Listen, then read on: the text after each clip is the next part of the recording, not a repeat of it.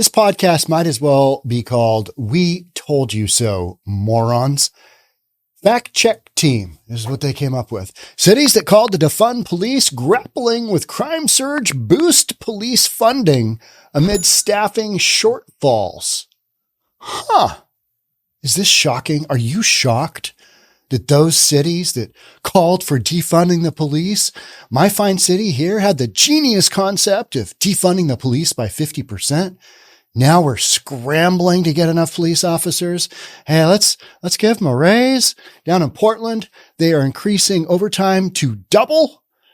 We're handing out $30,000 bonuses, whatever we can do to get some more police into our systems. But just a few short years ago, the morons that came up with defunding the police, all of a sudden, no, that didn't work out. Shocking. We told you so. Let's get into it. Let's get into the details. Here we go. Yeah, the whole concept of defunding the police, if you have something to put the money into that is equal than or better than our current system of policing and public safety, I'll listen to it. I'll listen to what you got. But here's what you got. You got a whole lot of nothing. You're going to fund some more social workers. And I think we need more social workers. I think we need people to evaluate all the crazy homeless people we've got on the streets, wildly addicted to drugs. We need more social workers to cover that end of things. But when the bad man comes, do you want a 55-year-old, not physically fit social worker to be handling one of these crazy drugged out folks assaulting somebody on our streets? Is that what you want? I don't. But then again, I kind of saw this for what it was, which is defunding the police is a terrible idea, and it remains a terrible idea. And this, here's your sign, right? In the wake of escalating violent crime, some cities across the nation that previously cut police funding are reconsidering their stance. Remember the whole wide stance thing? I've just got a really wide stance. If you know that reference, you know that reference. Nah, I wasn't hitting on the dude in the stall next to me. I just got a wide stance. Okay. In the wake of George Floyd's murder by Minneapolis police officers in 2020, activists across the country called for cuts in funding to increasingly militarized police departments, with the funds then being redistributed to other public safety programs like those for mental health and social services. The militarized police departments, that's because they're going up against domestic terrorists. They're going up against drug dealers.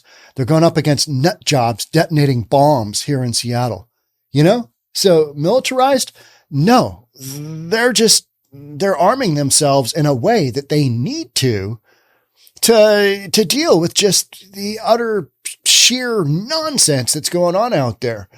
The push by activists led to budget cuts for police departments in several major U.S. cities, notably Washington, D.C., poster child for, here's what not to do. In fact, it's gotten so bad in DC that they're looking for a little National Guard help. We need some help up in here. Chicago, same thing. NAACP is saying, hey, we need to declare this an emergency. This is wildly out of control. Our city is just off the hook with, crime and gunshots and murder. You see, Washington, D.C. City Council sanctioned a $15 million cut in police funding in 2020. However, as crime has surged, city officials, including Mayor Muriel Bowser, what a genius, and members of the city council have advocated for increased police presence. You mean it didn't work out? It didn't go in the way that you thought it might? Which way did you actually think it would go? Did you think public safety would get better as you take more funds away from policing and give it to social workers and give it to programs? And again, I am not opposed to funding needed programs because I think you need a ton of that. But at the front end of that, you need some cops too. And you whacked away at the cop count and you demonized policing. And here you are. Now you're like, oh, good Lord, that progressive idea didn't really work out, did it? This isn't going in the right direction. Anywho, let's get some more cops up in here. That's literally what this podcast is. Council member Trayon White, Democrat from Ward 8, even called for National Guard assistance. We got to get the Guard up in here. We need the Guard. Remember when Trump was going to send in the Guard and everybody's like, oh, we can't have that. That would be terrible. That would be awful. We don't need the National Guard. We don't need them overstepping their boundaries.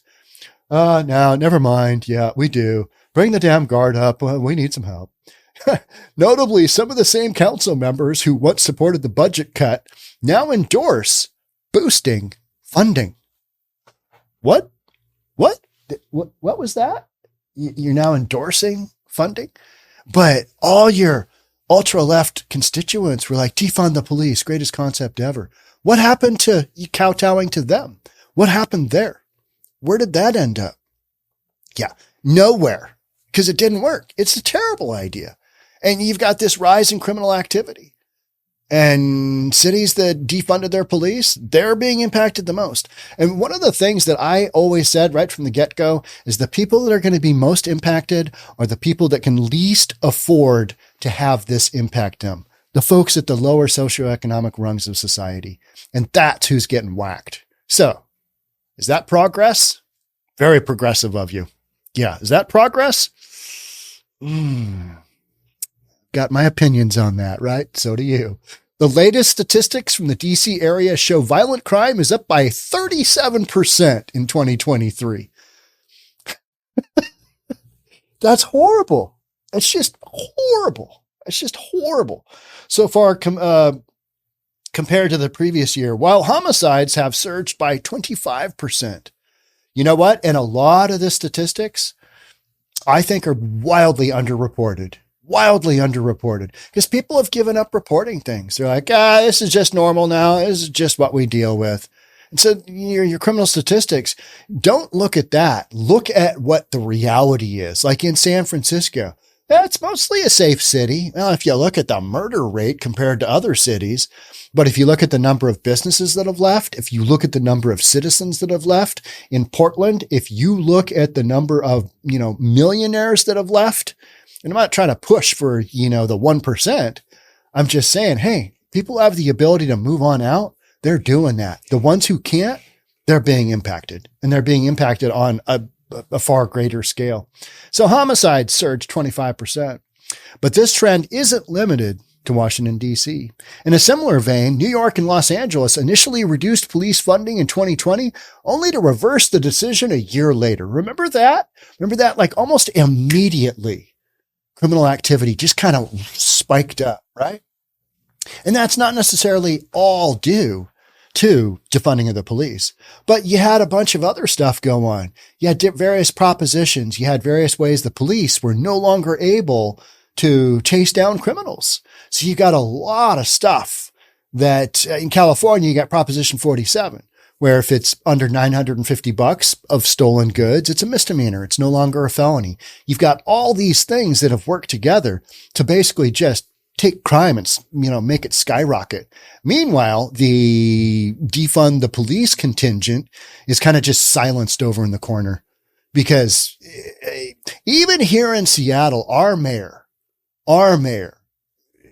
Jenny Durkin, she was not on board with that because she had a lot of faults and she did a lot of stuff that I was like, no, what are you doing there? What are you even thinking? Chop Chaz giving away a precinct to Antifa and Black Lives Matter, a militant domestic terror group. I mean, that's what we had in the summer of 2020. That's what, peaceful protests, peaceful protests that caused how many billions of dollars of damage across the U.S.? Those peaceful protesters. Okay. All right. I'm listening, and the whole concept of defund the police by 50%. What did you think would happen? Yeah, here we are. Here's your sign. So In Austin, Texas, police budget cuts of around 30% in 2021 were short-lived, as state level legislation barred such reductions, leading to a 50% boost the following year. Hey, guys, we need a team meeting.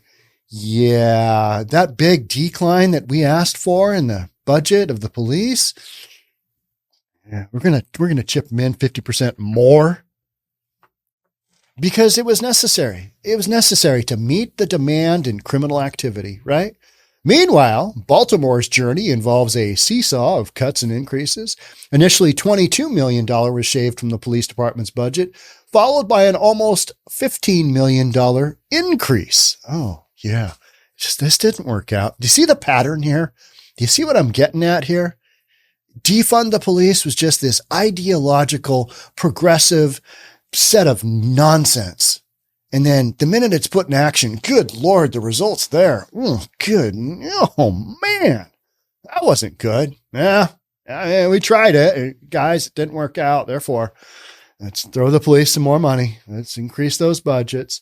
The city's proposed 2024 budget contemplates a 2.5% rise supported by federal and state funds.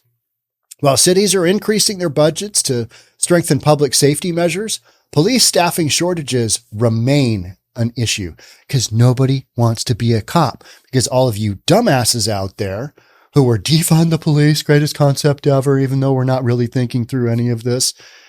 You guys made it a deal where nobody wants to be a cop. And so now we're lowering our standards. And you know what's going to happen when you lower standards? You're going to get a bunch of new kids in there who are going to do the exact same damn things that happened with George Floyd. Period. That's the way I see it, because you reduce the standards to the point where you've got people in there that you didn't used to allow into the police academy. And this is everywhere. This is everywhere. This is not just Seattle or LA or New York City. This is everywhere. You've demonized policing as a profession. And so nobody wants to go into that industry. Plus, people saw what happened to the police during all of this crazy nonsense where I defund the police, greatest concept ever. According to the National Police Association, 9 out of 10 police departments across the country are dealing with staffing shortfalls. The so-called defund the police movement appears to have played a significant role in exacerbating this decline. Now, from my understanding, in talking with police officers that have been in the industry for decades, a lot of them close to 3 decades, most of them will say, hey, this has been ongoing for the last 15, 20 years.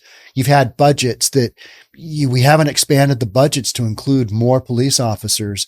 And so you're working it with shortened levels of officers to begin with. It's been, short. And now you've had a bunch of cops quit, make lateral moves elsewhere away from departments that went through the whole rigmarole and shenanigans of defund the police. And now they're sitting there going, oh man, we've got a real staffing shortfall. What are we going to do? Let's raise their overtime to double. Literally what Mayor Ted down in Portland is doing. Mayor Ted in Portland stood shoulder to shoulder with Antifa and Black Lives Matter during their summer of love where they tried to burn the federal buildings. And now Mayor Ted is having to kind of go full circle. And he's like, yeah, that didn't really work. We need some more cops up in here. And the only way we're not able to get police into the academy fast enough to produce enough police officers. So you're spread thin. What do? You ask the existing cops to work overtime. Well, what's it going to take to incentivize them? Double pay overtime. I mean, now you got a bunch of cops that are just worked around the clock. And do you want that for your public safety? I particularly don't. But this is where we sit. We do not have a solution for this short term. There is no solution because you've demonized policing and you've made it an industry where people are like, becoming a cop. I don't think so. Nah, I watched the whole Summer of Love. I saw what happened there. Hard pass. No go. I want to keep my friends. I don't want people to hate me. I don't want people to tell me to go kill myself. And that's literally what that was all about, right? Just all of a sudden blaming all police officers for the actions of a very tiny percentage-wise few. According to Chief Robert Bage from the Fort Walton Police Department, the recruitment problem has been brewing for 20 years. Addressing the issue head on, some police agencies are offering signing bonuses as incentives. The problem is a signing bonus isn't going to move the needle. It's not even going to move the needle a little bit. It's just not. If you're a cop, you're already on board with your department, wherever that may be, right? You just are. You're not, nobody's hired me so far. Therefore, I'll just, keep looking. No, it's like appraisers. I haven't been able to hire a new appraiser for how many years? Because there's just not enough of them in the pipeline, and training them is a total nightmare and legal liability, slightly different circumstances than policing, but you've made it very difficult to become an appraiser. Now you don't have enough appraisers. Guess what? Fees go through the roof. And signing bonuses for police officers, only going to go so far, and you're not going to bring on any real significant numbers because they're just not out there employable. So according to the Police Executive Research Forum, 38% of police agencies they surveyed are offering signing bonuses. That has become the norm. It's not, oh, wow, we're doing something great here. That's what you have to do to be competitive. And even then, you're not bringing people in because signing bonus of how much? I was reading last night, what police department was it? There was a handful of them. It might have been San Francisco. There with overtime. It was San Francisco. There was a handful of police officers that made over $500,000. Their base pay would be like 140, 150 grand. And then the rest is overtime. I mean, those people are earning it, but $500,000 in overtime. I mean, there is demand for way more police officers within the system, right? For instance, the Washington, D.C. Police Department is extending a $25,000 hiring bonus coupled with $6,000 in rental assistance. That's another thing. In cities where you defunded the police, oftentimes their real estate market is really expensive. They are expensive cities to live in. Take San Francisco, Portland, Seattle. Why would you become a cop here if you can become a cop for a little less money somewhere? Get a decent signing bonus, but their housing cost is way less. Why wouldn't you do that? You would. So you don't come to Seattle. You don't come to Portland. You don't go wherever. It's, the folks that are going there, they've got their various reasons for why, but across the board, that is not a thing. We're bringing in cops in droves here. So in a bid to broaden the recruitment pool, certain states like Illinois and California are opening up police officer positions to non-citizens authorized to work in the U.S. I'm sure that will work out just fine. We can trust those folks. No problem. Right? Take all of those standards for policing, reduce them incredibly. And then what are you going to end up with? Are you going to end up with a really strong police force that's going to provide the public safety throughout your state, your communities that you need? I'd have to say, no. But that's the direction these states are going to go in. So, you've been warned. You knew the defunding the police thing was just a brain dead idea. And it just literally was. I mean, you had to be brain dead to think that was going to end up, in a positive manner. And I've got folks that say, yeah, we really need to reallocate the funding. Get enough cops in there so you've got public safety somewhat squared away. At least enough cops based on FBI statistics for a department to operate comfortably for a city the size of the population. Get that down. All right. Then talk about, all right, we need to spend some more money on, that social worker so that they can go out and take that 911 call instead of the police officers having to deal with all those calls, because every now and then they might shoot a crazy person. I mean, that's literally what we're talking about, right? And you know what? Oftentimes, investigation, grand jury investigation after investigation after investigation, the cop is justified in doing his job. Sometimes her job, his or her job. Sometimes you got to take a nut job out. And you know what? You have a social worker in there. Maybe that social worker gets taken out. See, do you want that? Do you want that? I don't particularly. So there's gonna be collateral damage when you have dumped out your mental institutions and you've allowed drugs to be as prevalent as they are. You're gonna have some conflict, and sometimes somebody's gonna have to pull out their gun and, solve the situation, take care of the situation. That's gonna happen. You're gonna have that. And then people are gonna say, but we just need more social workers. Whatever. All right. However, critics of the incentives raise concerns about potential long-term security risks associated with these policies. We've got so many policies going on right now that are just absolutely sideways. Yeah. Right. I mean,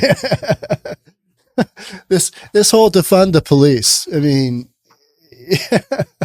when that became a thing, I was like, oh, this is going to be exciting. This is going to be wild to watch, because my city didn't. Bellevue, we did not defund our police department. We kind of sat back and went, well, we're just gonna let the left radicals over there in Seattle. We'll just kind of see how this goes. Not well. It didn't end up well. It was, it was train wreck. The Summer of Love just became a out of control, just poisonous event that was super toxic and made Seattle laughing stock of the world. Hey, you see what's going on in Seattle? I remember one time and I have mistakenly mentioned multiple times that CHOP ended August 1st. And I just had it in my head. It was a longer event than like 3 weeks, because it started kind of like first weekend in June, somewhere in there. And it only went to July 1st. It was boom, done and over. It happened and boom, it was over before it could, really gestate into something crazy. All right. So there's kind of your synopsis. And we've done podcasts on some of these early on, because you know what happened? We had that whole defund the police movement, and then it just basically went radio silent. It went radio silent as crime spiked almost immediately. That whole defund the police, you still see idiots in Seattle with their signs up, defund the police. Take that down. Take that down. You're a moron. Take your effing sign down. It didn't work. It doesn't work. Don't be a jackass. Take your sign down. You're an idiot. I mean, that's what I always come to think of when I see those. I'm like, what a loser. You're a loser for putting that sign up, because it's so ridiculous. But so early on, we saw, all these departments, you know what? We need more funding. So this is kind of that synopsis of, it didn't really work out. The whole progressive notion of defunding the police, that came up with big zeros, worse than zeros, because society went backwards as far as public safety went. And now we spent all this time playing catch up, and now you don't have enough cops. And so how'd that work out for you? Defund the police supporters. How'd that work out for you? That's what I'm going to leave you with. Thanks so much for being here. I'll catch up with you on the next one. Bye for now.